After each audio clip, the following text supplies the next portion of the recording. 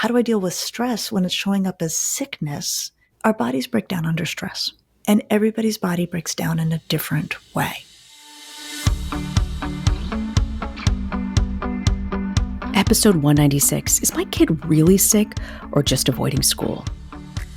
It all comes crashing down, I feel like, in December. Like, you don't realize it, but it slowly is, but between figuring out the holidays and school and finals. Am I wrong?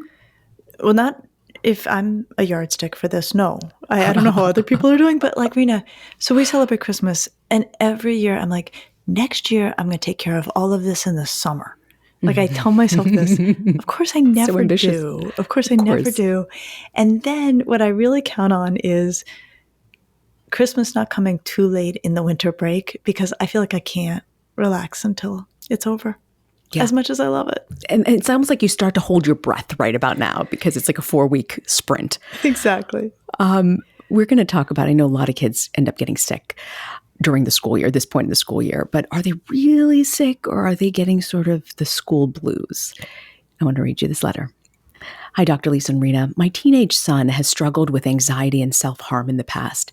He sees a therapist regularly and has not engaged in any self-harm recently. He, with a lot of support from us, has done a lot of work to manage his anxiety, address other underlying conditions, and develop coping mechanisms. But I've noticed that he gets sick a lot, often complaining of nausea and headaches, but also runny nose, cough as well. I do believe that he's experiencing these things, but I wonder if it isn't more psychosomatic and tied with anxiety or stress or wanting to avoid school. He is a good student, but school can cause a lot of stress. We've tried different things, proposing he go an hour later, go to school anyway, having a number of sick days. But I'm at a loss. If I send him to school and he isn't feeling great, the teachers often send him to the nurse's office and say he should go home. There seems to be a lot of concern by teachers on getting sick from kids. Any other ideas?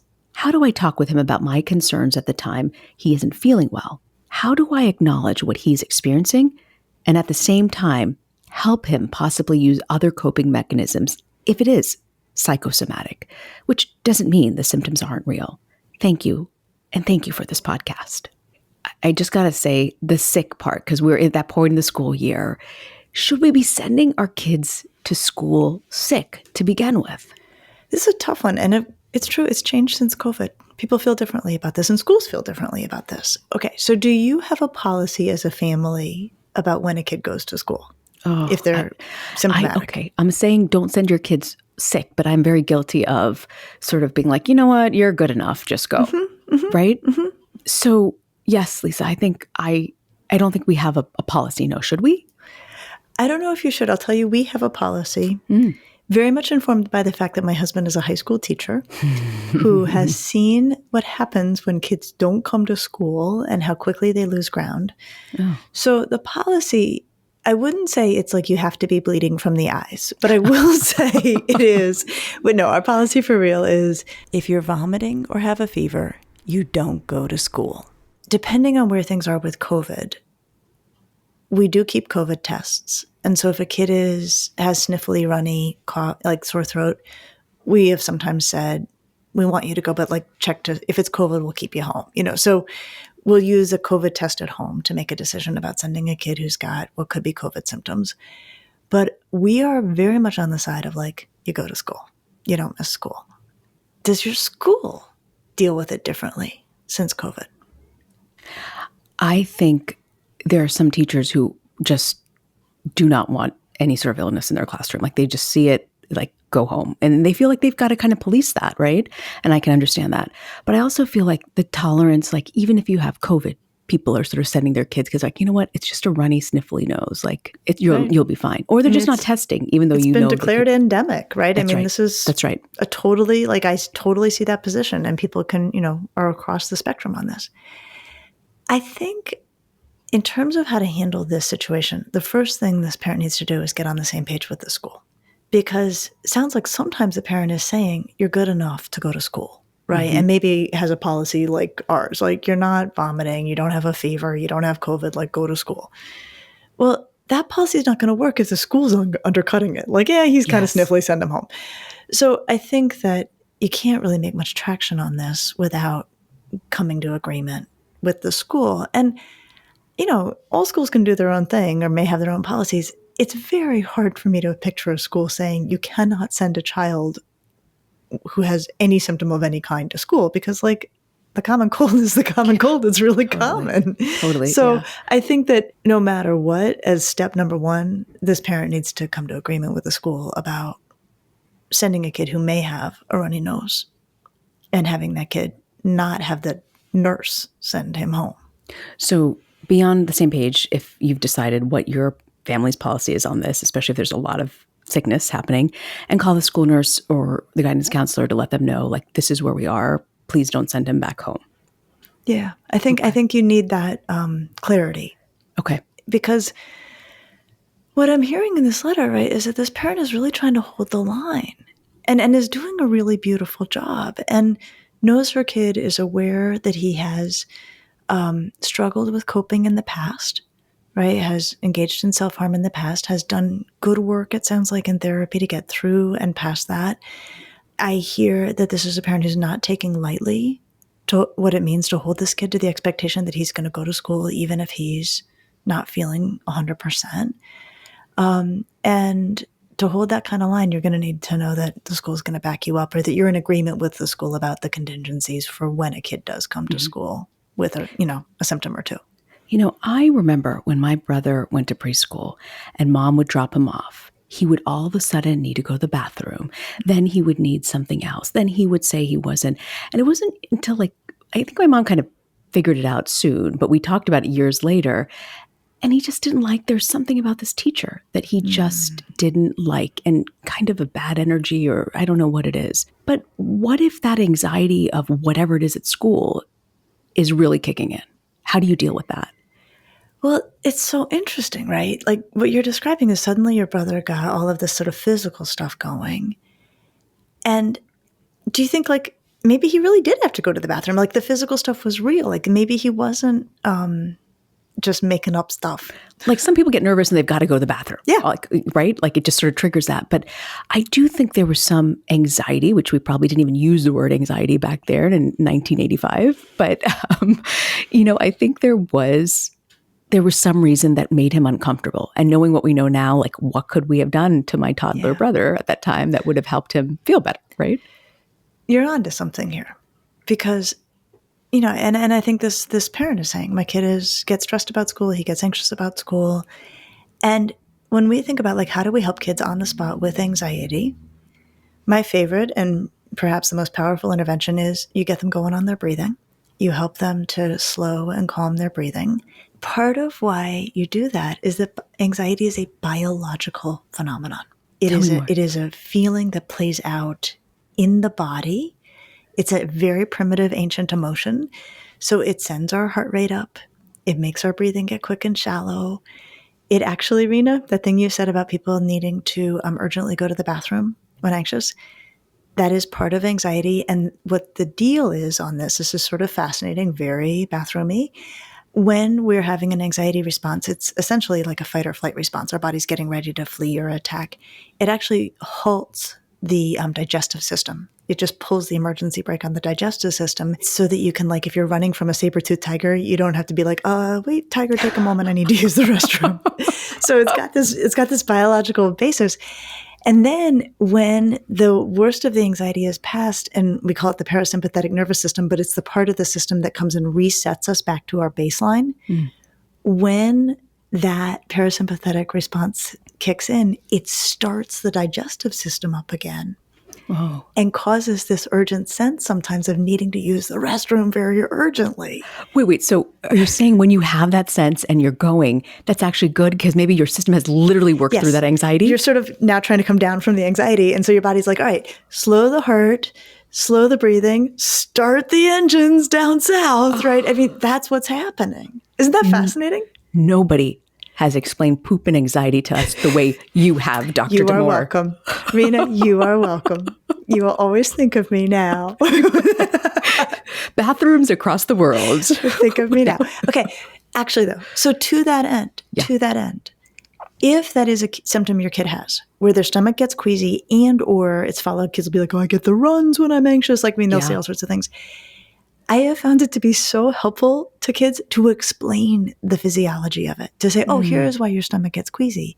It is your anxiety pulling the emergency brake because it thinks it's a saber-toothed tiger when in fact it's just your English teacher. So it causes this queasiness in your stomach because it affects your digestion. And then when you get past English class and you get to the next class and you feel better, the reason you suddenly urgently need to go to the restroom is your body has decided you're safe. And so now you suddenly have an urgent need. It's so helpful for kids when they're like, oh, I'm thinking now, there's a wonderful adolescent girl I cared for. And she was so funny because she was so direct. And she came into my office. She was like, all right, Dr. Damour, I'm going to the school dance, but I always get the runs at the school dance. Like, what am I going to do? And I'm like, why don't I explain to you the physiology of why you get the runs? And she thought this was the greatest thing ever. Did not want my help with preventing it. She just was like, oh no, as long as I know what's happening, I'm fine with it. But isn't that true? This is why I love this podcast. You're explaining what is happening in the brain and today in the gut. Yep. This is just, things psychologists know that we forget to tell everybody. Okay, so if this kiddo is nauseous and the parent thinks it is stress related, having this explanation may actually satisfy him quite a bit. And if he's like, well, but how do you make the nausea stop? This is where breathing comes in. So what breathing does is it signals to the parasympathetic nervous system to go ahead and get started sooner rather than later. It tells our body that we are safe. And so what this parent can do with this boy is to say, look, if you're starting to feel anxious, start your deep and slow breathing. And people can look it up. They can do box breathing. They can do, there's all sorts of wonderful kinds of breathing. All I care is that they're breathing deep and slow. And that will keep your anxiety from cresting. That will likely reduce all of the side effects of having an anxiety response. So that's a place to start.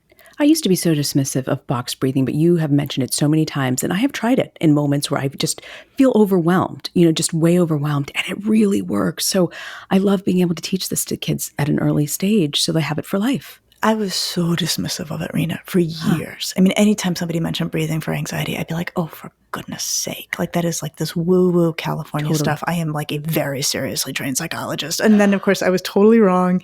And so box breathing, just so people know, if you want to teach it to your kids, you breathe in on a count of 3, you hold it for a count of 3, you exhale on a count of 3, and you wait for a count of 3.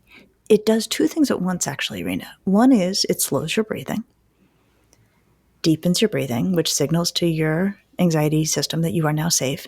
The other thing it does is it's harder than it sounds, right? Doing that, like I'm breathing in on 3, I'm holding it for 3, I'm exhaling on 3, I'm waiting, takes up most of your brain, and you can't keep thinking about, or really in this case, worrying about or freaking out about the thing that you were upset about. It sort of stops that in your brain, and that's helpful too. It's what you said a couple of weeks ago on the horrible rumor spread about a child that distraction really helps. Yep. Right? And really box breathing is both breathing and distraction at once.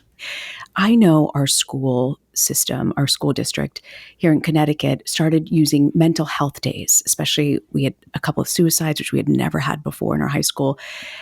Do you think that these mental health days really work to reduce stress? Because my kids would say to me, hey, Mom, next week I'm going to be taking a mental health day. Okay, I'm going to give you an answer, and then I'm going to contradict myself completely. Okay. Okay, so I'm not actually a huge fan of mental health days. Why? I feel like if school is so stressful that it can only be endured, if school is so stressful for all, right? I mean, when districts are mandating mental health days, they are saying this is across the board. If school is so stressful for all that it can only be tolerated if occasionally you don't go, then school is too stressful. Like, I would rather see a more systematic look at like what has taken the baseline levels of stress so high in our school. Like, are kids taking too many APs? Do they have too much homework? Do they not have enough time during the school day to get their homework done? Like, there are a lot of things schools can do that can chip away at stress levels. I'll tell you one that is my favorite. They can get rid of the A+. There's no reason for kids to have A+. If a college knows that a school does not give A+, they do not ding kids for not having A+. If you give kids A pluses, there are kids who will strive for an A plus. I don't really see the value of that, right? So there are things that can be done that can lessen overall levels of stress and not make it so that kids need mental health days to get through the school year. The tiger mom in me is saying, don't tell me you're going to be taking away AP classes. I want you to take all the AP classes you can. I don't have to pay for that. And you're halfway through college practically if you take all these AP classes, right? I know. But it's hugely stressful, right? It is hugely stressful. And the tiger mom and you may also be thinking, I want my kid to have a reasonable shot at a highly selective school. And That's right. Bluntly, that's going to require taking a lot of APs. Let's solve that on another day, Reena. But like you and I both know, that is very stressful for kids. Mm-hmm. That is very stressful for kids. Okay, so not a big fan of mental health days. Now I'm going to contradict myself. So I was a kid who just didn't get sick that much. And actually, so far, knock on wood, as an adult, I don't get sick that much. I would win like the attendance awards at school. Same. Correct. Yeah. Yeah. We got a blue ribbon with gold writing. Yeah. I still have them somewhere. Yeah. And so in high school, my mom said to me, if you have not missed a school day and you need a day and you don't have anything big that day, right? You can't not go to school on a day. You can't take a mental health day when you've got a test, right? She's like, you can take one a semester. I really appreciated that. But I bet you never used it. No, I used them. Did you really? Yeah. You took one a semester? I cannot see you doing that. Really? I know. I did. No, I did. And it was great. And just like that one day at home was enough for me to get my feet under me. And it would be like the one day I missed all semester. Tiger moms everywhere are shaking their head. Yeah, but you really believe that can make a difference. Well, no, I believe it was great for me. But I also am not a fan of policy level mental health days. Yeah. Because I think it tells us kids are the baseline levels of stress are too high. Mm. So that's my take on the mental health day situation. Can I have you give us sort of a sense, if you are feeling that instinctively your kid is struggling at school, meaning like there's some sort of component that's stressful. Sometimes they'll tell you, sometimes they won't. You've got to try to sleuth and figure it out. What are sort of the alarm bells for you when you realize we need to do something, that this situation should not be this stressful for this kid at school? I think that's what this parent is wondering, right? She's like, my kid's a really good kid and he's a really serious student and these symptoms are real, but I don't think they're without a stress component. What should I make of this? What should I do? How do I deal with stress when it's showing up as sickness? Mm-hmm. And I think this wasn't voiced in the letter, but I think that often adults find themselves in the situation, which is, I don't want to seem dismissive of the fact that he's sick, but I do think it's stress related, right? Like, because sometimes when, people talk all the time about like having a, kind of lousy thing going on physically and going to a doctor and the doctor's like, it's just stress. And even if the doctor's right, like that doesn't feel very helpful, right? Yeah. That doesn't feel very welcome. Okay. So here's what I have found, because sometimes those people will then get referred to me, right? I will have, I had a kid who had terrible headaches. And, headaches are tricky because, at least if your kid's nose is running and they're coughing, you can see it. Headaches, I think sometimes parents are like, really? Like, really? But this kid had terrible headaches, went to a neurologist who was like, it's stress, sent her to me. And what I said to her, and I found this was a good way to both put the stress on the table without seeming dismissive. What I said to her is, our bodies break down under stress, and everybody's body breaks down in a different way. Reena, this hasn't happened for a while, so I'm probably going to bring one on. I used to get eye infections only when I was very stressed. Other people will have stomach stuff. Do you have a place where your body breaks down under stress? It's funny you mentioned the eye. My eye starts twitching, in voluntary twitch. Like it looks really weird, but I think that is possibly stress. And that's your symptom. This kid, I just gave her the benefit of the doubt. It was headaches. Headaches were how her body broke down under stress. And so then I would say, our job here is to reduce your overall stress levels so that your body's not breaking down underneath them. So I never had to say, are they really real headaches? Or are you really sick? Or because there's no winning in that line of attack. But instead to say, I hear that your body's breaking down. We've ruled out all possible medical explanations. We are to the medical explanation of stress causing your body to break down. Let's start to take an assessment of all of the things that are causing you stress, and let's see if we can bring these down a few so that your body's not breaking down. That's great. Sitting down, taking an assessment. Yeah. Okay, so let's make the list of the stressful things. And of course, school is stressful. School's supposed to be stressful. We are always feeling stress when we're growing and learning and being challenged. So the goal is not make school a non-stressful experience. But if this kid's taken 4 APs, right, or has, huge athletic commitments that take up, huge amounts of time and get in the way of his sleep, there's often something where there is the possibility of adjusting things. I like that advice of really sitting down, because sometimes you just don't know and they don't want to share. And that could be a great opportunity. What else, Lisa, do you feel like when parents are in this situation that there's something, the kids are stressed and they're not wanting to go to school necessarily and they feel they're sick? What else would you offer parents to consider? I bet you can guess. One word. My favorite word. Sleep. I would check into this kid's sleep. Good point. It's funny, Reena. All I do is look at research. I'm looking at it all the time. I'm always working on projects where I'm pulling research papers. There are very few research papers that have changed how I live.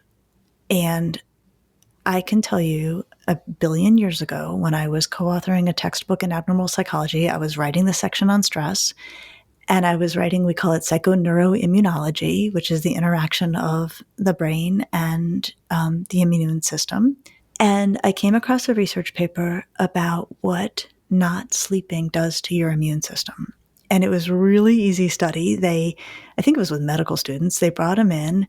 They did a blood draw. They looked at their white blood cell count. It was fantastic. And then they kept them up all night. And then they looked at their white blood cell count the next day. And it was in the toilet. Mm-hmm. When we don't get enough sleep, we are very vulnerable to illness. When we don't get enough sleep, we are very vulnerable to feeling stressed about things more than they need to be felt as stressful. It hasn't come up and it's not in the letter, but I'm not going to let it go. The number one thing I would do, I would check with the school about coming to agreement about when this kid can still go to school with a symptom. And then the number 2 thing I would do would be to take a very hard look at how much sleep this kid is getting. And if there's anything that is getting in the way of his sleep, is he in his room, but he's on his phone, right? Mm-hmm. What is it? Because no matter what, sleeping more won't make him feel bad. And no matter what, sleeping more will both reduce stress and probably reduce how often this kid's getting sick. It comes back to sleep so often. One of the basic things I will always bring it back to sleep. But I always forget when things are falling off. I just forget that that's number one place to check. So I hate getting sick. And we're really rigid about sleep in my house, especially at this time of the year when there are so many viruses going around. And I wish I could say in all honesty that I'm insistent that my kid gets enough sleep. I only have one kid at home right now, so that she doesn't get sick. But I will say it's almost as much. I'm I don't want you to get sick because I don't want to get sick. Right, of course. So I'm you're going to bed. Oh my gosh, yes. I know. Those early toddler years were really difficult for that exact reason, right? You know that you were going to get it. When your kid coughs in your mouth. Do not miss that. Do not miss that. So Lisa, what do you have for us for Parenting to Go? There's something else in this letter I just love so much. And it was about the boy having come through a hard time, that he used to self-harm and that he doesn't anymore, even though, self-harm is how is a way kids manage stress. He's not doing that anymore. If anything, he's moved towards just not feeling well when he's sick. I think this is such a wonderful opportunity to reinforce when kids are getting it right. And I think, so often as parents and caregivers, we can notice when kids are on the wrong track and talk about it.